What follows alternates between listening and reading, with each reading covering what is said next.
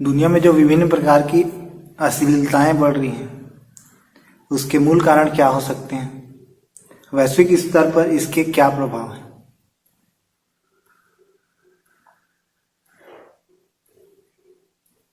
Question दो रूप में पूछा है। पहला स्टेटमेंट है कि दुनिया में बढ़ रही है,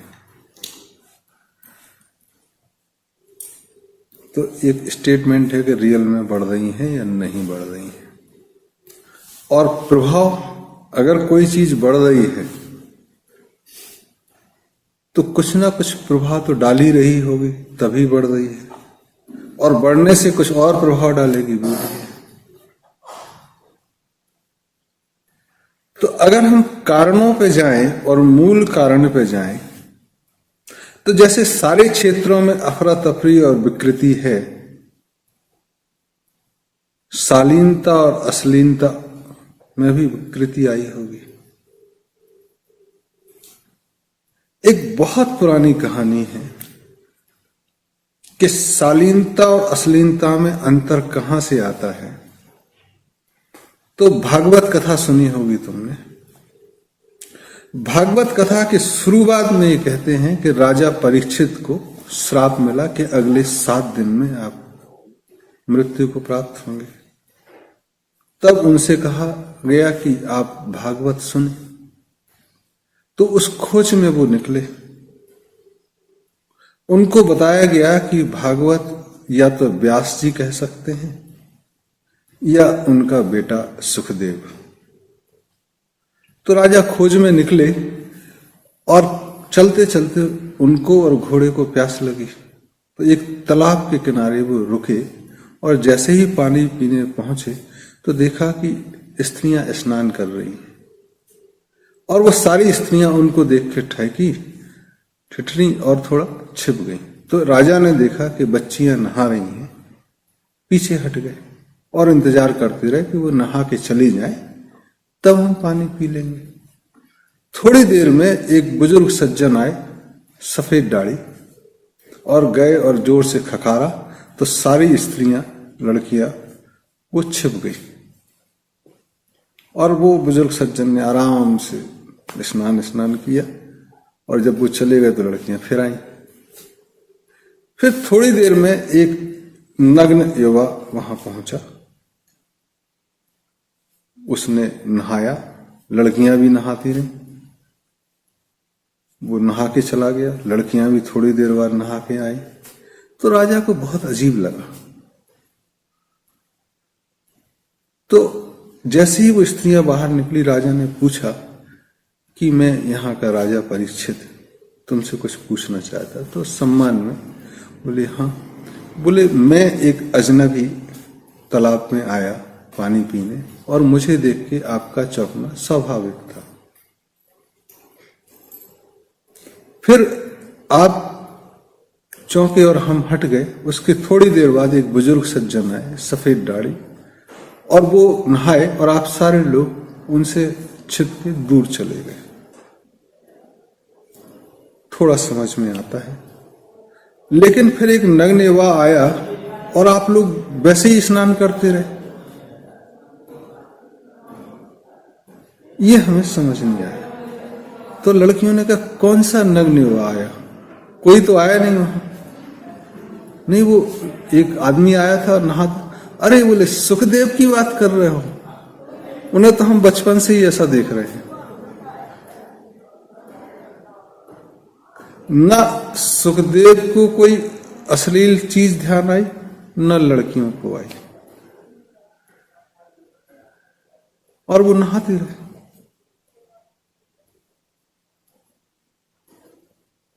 तो मन में चीजें अंतर लाती हैं कि आप शालीन हैं तो आपके पास से ऐसी सुगंध या दुर्गंध नहीं उठती है कि दूसरा अफेक्ट हो,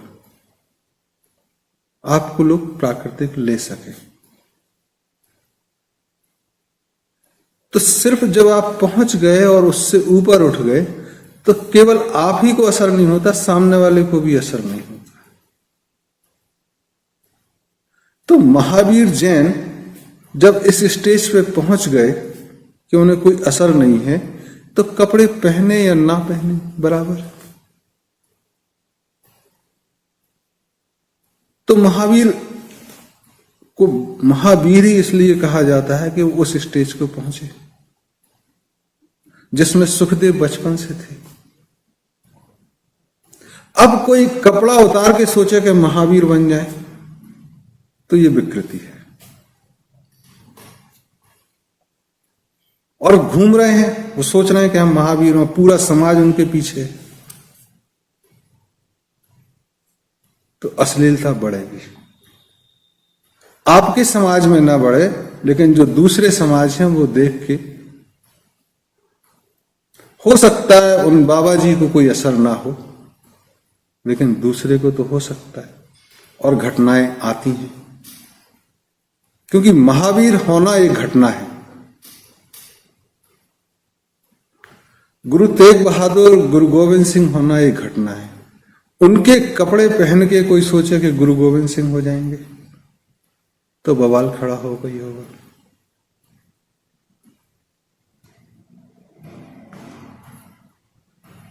तब विकृति ना आए, कृति बनी रहे, तब प्राकृतिक रहें तो ज्यादा अच्छा है। इस प्रकृति में जो सबसे बड़ी गिरावट शुरू हुई, उसके अगर मूल कारणों में चले तो सबसे पहले मुझे जो लगता है कि सांड बैल में परिवर्तित हुआ और खेती उससे हुई, वहां से शुरुआत होती है गिरावट। तो सांड को बैल बना दिया और प्राकृतिक रुक गए। गायों की संख्या बढ़ी और सांडों की संख्या कम हुई, तो अप्राकृतिक संबंध बने। और जैसा खाओगे, जैसा अन्न वैसा मन, तो इस पूरी प्रक्रिया से व्यभिचार बढ़ा,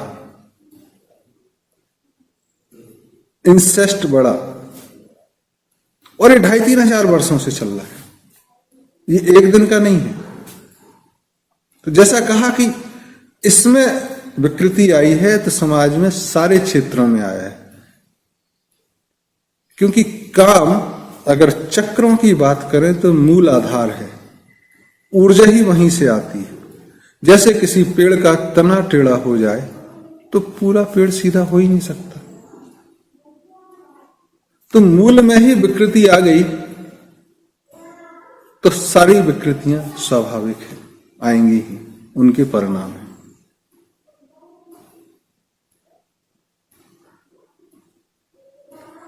और जब सांड से बैल बना तो तुम देखोगे कि खेती में बैल बहुत मेहनत करता है और किसी को मारता नहीं, क्योंकि मारने की शक्ति उसकी खत्म हो गई। सांड से खेती करना बहुत दिक्कत है। भारत में कहते हैं कि ऋषि खेती होती थी, वो सांडों से होती थी। तो अब आदमियों में ही हिम्मत नहीं बची।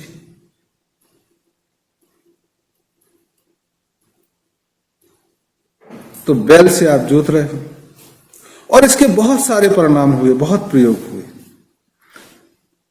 लोगों ने देखा कि अगर आदमी को बैल बना दिया जाए तो उससे कितना भी काम कराओ तो काम करता रहेगा, चू भी नहीं बोलेगा। तो सबसे पहला प्रयोग बुद्ध धर्म ने किया कि बहुत सारे भिक्षु बना दिए। वो प्रकृति से दूर हो गए और हजारों भिक्षु, महिलाओं के आने की पाबंदी। पहली महिला वहां वैशाली की नगर वधू आई, उसको बुद्ध मना नहीं कर पाए, लेकिन सेक्स निषेध था। अगर हम सनातन धर्म में देखें तो ब्रह्मा के अलावा आपको कोई अकेला नजर नहीं आएगा। गौरी शंकर, सीताराम, लक्ष्मी नारायण।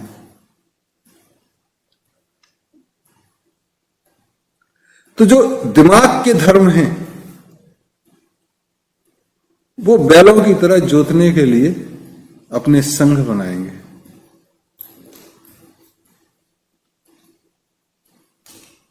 और नगर वधु वहां आई तो दूसरे धर्मों में इसका देखा देखी जो मिशनरी फॉर्म, आदमी को हेड बना दो और नीचे स्त्रियां रहें,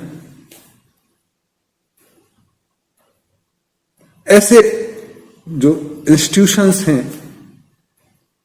वो राजनीतिक जैसे लगेंगे आपको, मिशनरी फॉर्म रखेंगे, उनका एक हेड होगा। नहीं तो धर्म को प्रचार करने की क्या जरूरत है? यह तो व्यक्तिगत है और पूरे धरातल में जो किसी रीजन से निकला वो रिलीजन हुआ और रीजनल हुआ, और जो पूरी अर्थ से निकला वो इटर्नल है, धरा से निकला वो शाश्वत है, धर्म है। तो उसके प्रचार प्रसार की जरूरत क्या? तो 2500 वर्षों में जो प्रचार प्रसार के धर्म आए वो विकृतियां लाए, और उनसे वो धर्म भी अछूते नहीं रहे जो धर्म का प्रचार करते नहीं थे। हिंदू धर्म में आज अगर आप देखें तो कृष्ण को सबसे ज्यादा पूजा जाता है, लेकिन समाज कहता कि मर्यादा पुरुषोत्तम की तरह रहो, एक पति एक पत्नी।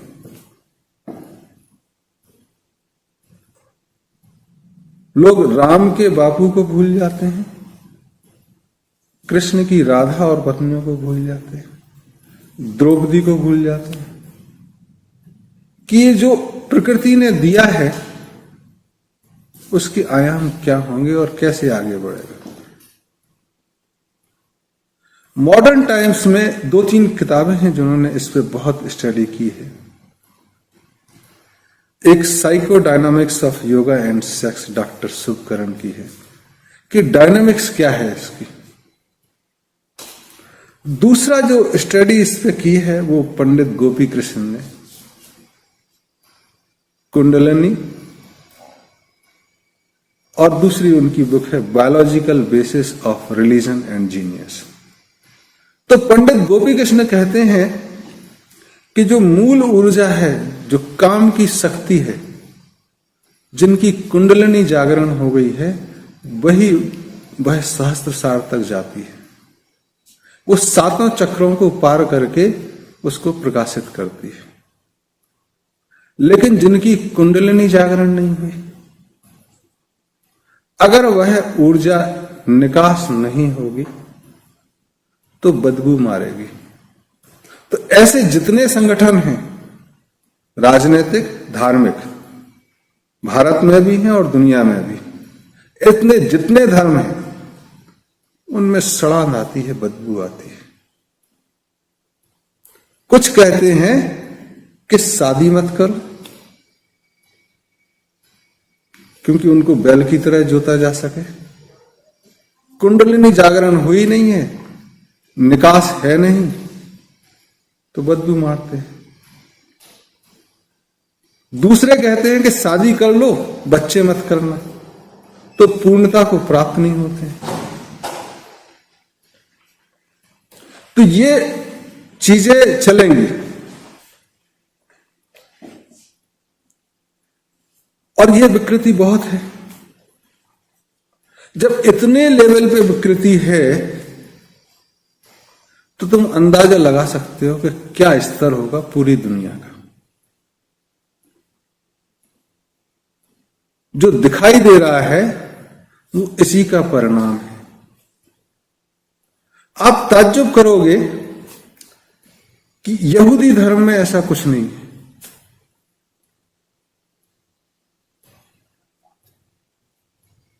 मुस्लिम धर्म में भी नहीं है कि मिशनरी बनाना है, एक ऑर्गेनाइजेशन बनाओ, इंस्टीट्यूशन बनाओ, प्रचार प्रसार करो। वो तलवारों के दम पे बड़ा है, वो अलग बात है। लेकिन आपको लोग एक इंस्टीट्यूशन जैसे काम करती है वैसे वो काम नहीं करते।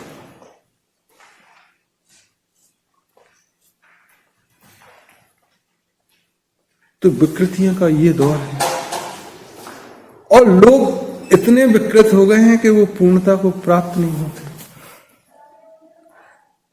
जैसा कि एक आध बार हमने पूर्व में कहा है कि अगर पूरी प्रकृति को लें तो भगवान ने हमें बनाया, तो उसका कोई भी चीज खराब कैसे हो सकता है?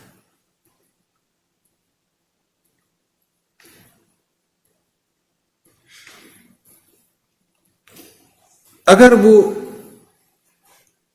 मेल और फीमेल नहीं बनाते, पेड़ों जैसे बनाते, तो एसेक्सुअल बनाते, अमीबा है, एक ही तरह है, काटो दो हो जाते हैं, अलग की जरूरत ही नहीं। तो ये गति प्रदान करने के लिए जो दो चीजें हैं वो दोनों मिलकर ही पूर्ण होंगे। तो ये स्वाभाविक आकर्षण है कि बनेंगे, और चूंकि अलग अलग हैं इसलिए ऐसी व्यवस्था भी है कि वो अलग अलग भी सरवाइव कर सकें।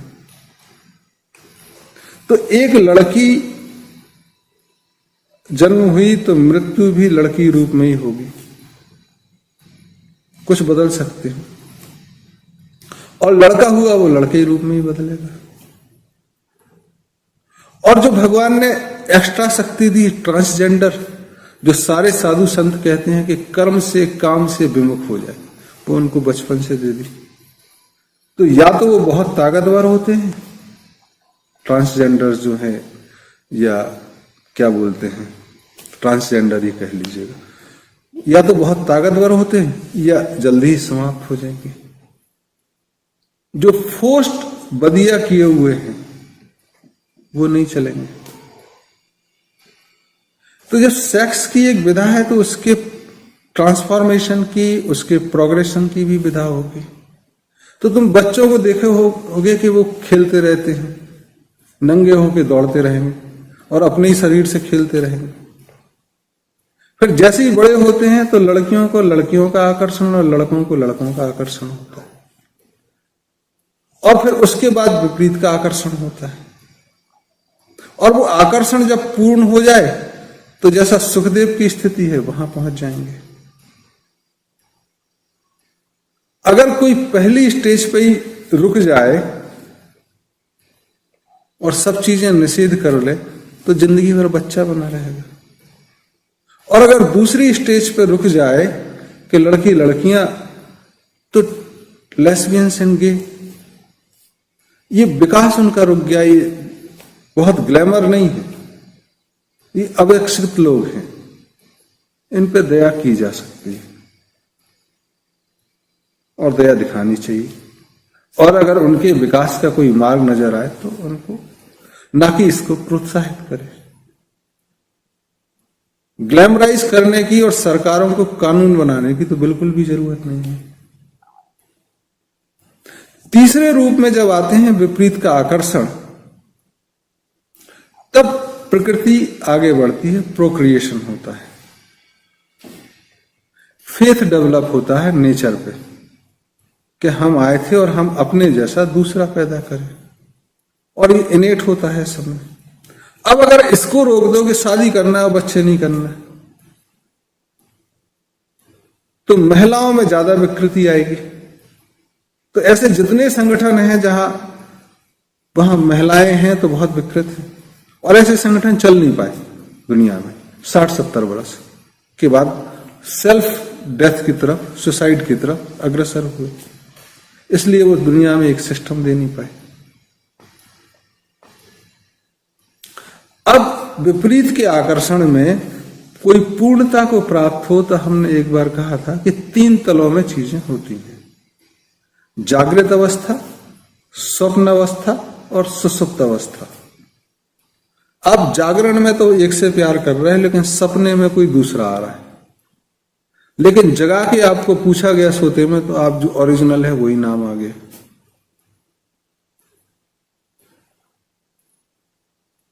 तो एक 3 तलों में, फिर 3 चरणों में। आप देखोगे कि बच्चियां फादर को और बच्चे मदर को प्यार करते हैं। और कई बार सुना होगा कि शादी होती है और लड़की लड़के को बाप के रूप में देखती है कि मेरा बापू ऐसा था, मेरा बापू ऐसा है।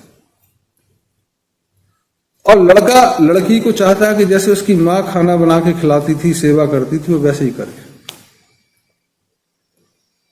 तो ये स्वाभाविक चीजें होती हैं कि लड़का पत्नी को पुत्री रूप में देखता है, या लड़की अपने हस्बैंड को पिता रूप में देखती है शुरुआत में, फिर वो पत्नी बनती है। और ऐसे ही लड़का लड़की को मां के रूप में देखता है। जब फ्राइड ने ये एनालिसिस किया विच्छेदों पे तो परेशान हुए, क्या ये लड़के मां से और लड़कियां बाप से? तो पूरी एनालिसिस की उन्होंने, साइको एनालिसिस, लेकिन जब उनके चेले जुंग ने कहा कि अपना भी साइको एनालिसिस करा लो, तो वो नहीं कराया कि कहीं मेरे दिमाग में भी तो यही वृत्ति नहीं है। और फ्राइड चूंकि विक्षिप्तों पे किए थे इसलिए वो वहां रुक गए। अगर आगे बढ़ते उससे,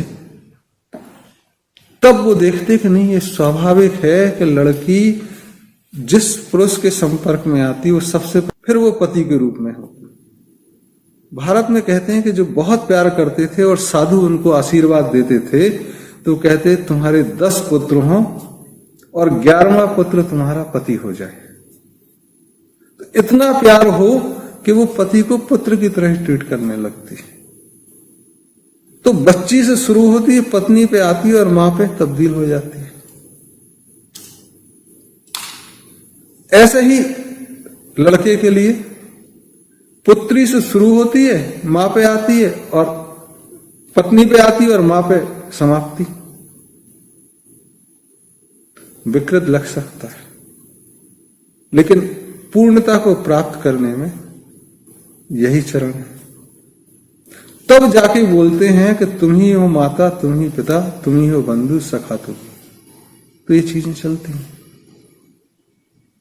अब ये एक स्त्री से हो जाए या बहुत सारी स्त्रियों से, एक पुरुष से हो जाए, बहुत सारों से, उस तल में यात्रा, ये थोड़ा अलग है। फिर कहते हैं कि जो संसर्ग है वो 7 जो चक्र हैं उस सभी को झंकृत कर सके, तब वो व्यक्ति सहस्त्रसार तक पहुंचेगा। तो मूल से जो यात्रा है वो मूलाधार, स्वादिष्ठान, सारे सेंसेस, मणिपुर, दिल, अनाहत, विशुद्ध, आवाज, आज्ञा और फिर सहस्त्र। तो कौन किसको करे?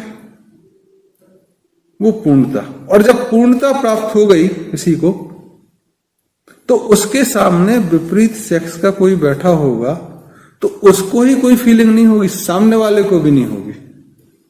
दूर से देखने वालों को लग सकता है क्या ये बैठे हैं, कुछ चल तो नहीं रहा है, बट उन दोनों के बीच में एक सहजता होगी, सम्मान होगा, असहजता नहीं होगी। तो ऐसा पुरुष या ऐसी स्त्री कामुक नजर आएंगे अपने जीवन के पुराने रूप को देखते हुए, लेकिन अगर वो पूर्णता को प्राप्त हो गए तब चीजें बहुत सहज हो जाएंगी। तब अश्लीलता और अश्लील चीजों की जगह ही नहीं है। आज हालत यह है कि नलका है, पानी नलके से नहीं आ रहा और पानी दूर से टपक रहा है। सेक्स को लोग पहुंच नहीं पा रहे हैं और दिखाई सारे दूर रहे, ना उसमें डूब पा रहे हैं, ना उसने गहनता में कर्म कर पा रहे हैं, लेकिन चर्चा सारे दूर है। रियलिटी नहीं है, चीजें अनरियल को रियल बना लिया और अनरियल रियल हो गई। हिंदू धर्म में नंदी की पूजा करते हैं और सांड को बैल बना देंगे तो श्राप लगेगा। गाय को मां बोलते हो, बच्चे को मार देते हो, श्राप लगेगा, व्यभिचार बढ़ेगा और ये बढ़ रहा है। तो जो पोर्नोग्राफी दिख रही है, जो प्रोस्टिट्यूशन दिख रहा है, इस पे व्यवसाय चल रहा है, इसके मूल कारण में यह है कि हम वहां से भटक गए हैं, तब लोग इसका फायदा ले रहे हैं। वो इसको व्यापार की दृष्टि से देख रहा है, कोई आइटम की दृष्टि से देख रहा है, जिसका जैसा सोच उस हिसाब से देख रहा है, और बाकी लोग परेशान है। और परेशानी का मूल कारण, अगर निवारण चाहिए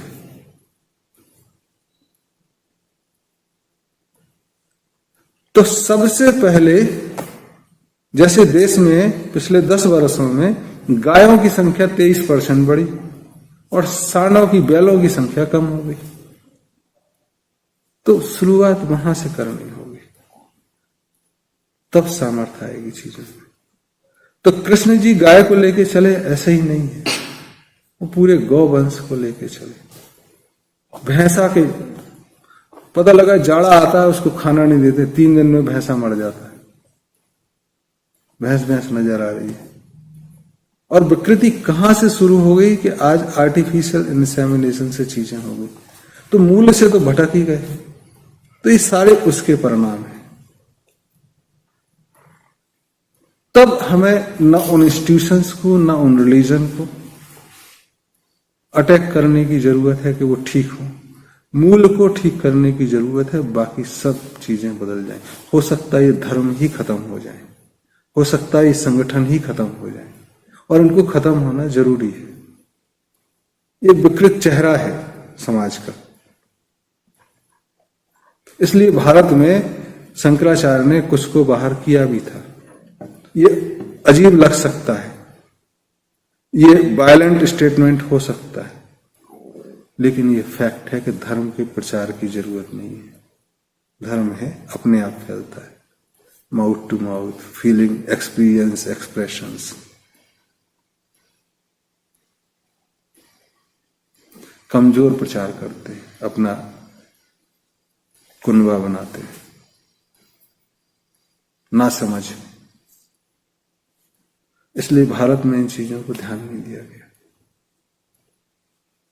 तो मूल पे चीजें करनी है। गौ, सांड, बैल नहीं, भैंसा, भैंस, ये जोड़ी रहे। दूध बच्चों के लिए, जवानों के लिए नहीं, या बुजुर्ग जो बीमार हो जाएं, तब चीजें ठीक होंगी।